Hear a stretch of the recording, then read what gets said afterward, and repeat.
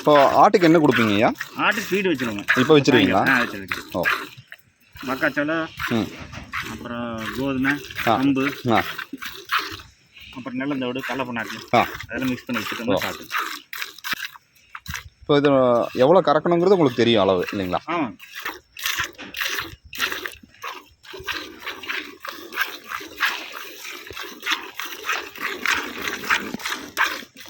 வாழை அடிச்சிருங்களா? அடிக்கடி அது கொஞ்சம் அடிக்கு கொசு இருக்கிறனால அடிக்கும். சொசைட்டியில் ஊற்றுறது லாபங்களாயா?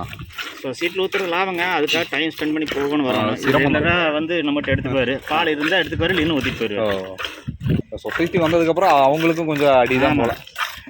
உங்களுக்கு வேலை கரெக்டாக இருக்க மாட்டேருக்கு. சரியாக இருக்கும். காலையில் எத்தனை மணிக்கு எழுந்திருப்பீங்க? காலையில் 5 மணி.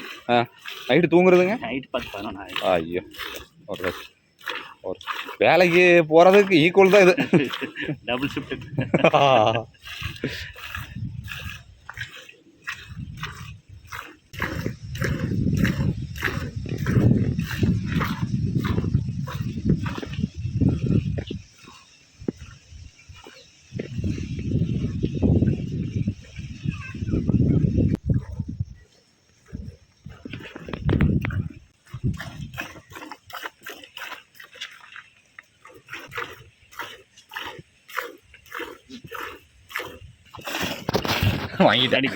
வாங்கிட்டேன். அது வாழை முனையா இருக்க கடி பள்ளியிருந்து.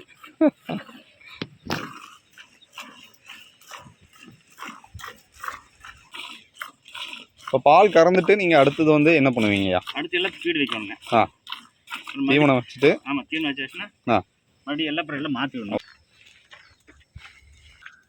அப்பாங்களா ஐயா? அப்பாவுக்கு வயசுங்க? அது 90 மேலே இருக்கு. 90 மேலே ஆச்சுங்களா? ஐயா நீங்கள் என்ன படிச்சிருக்கீங்க? என்ன படிச்சிருக்கீங்க ஐயா?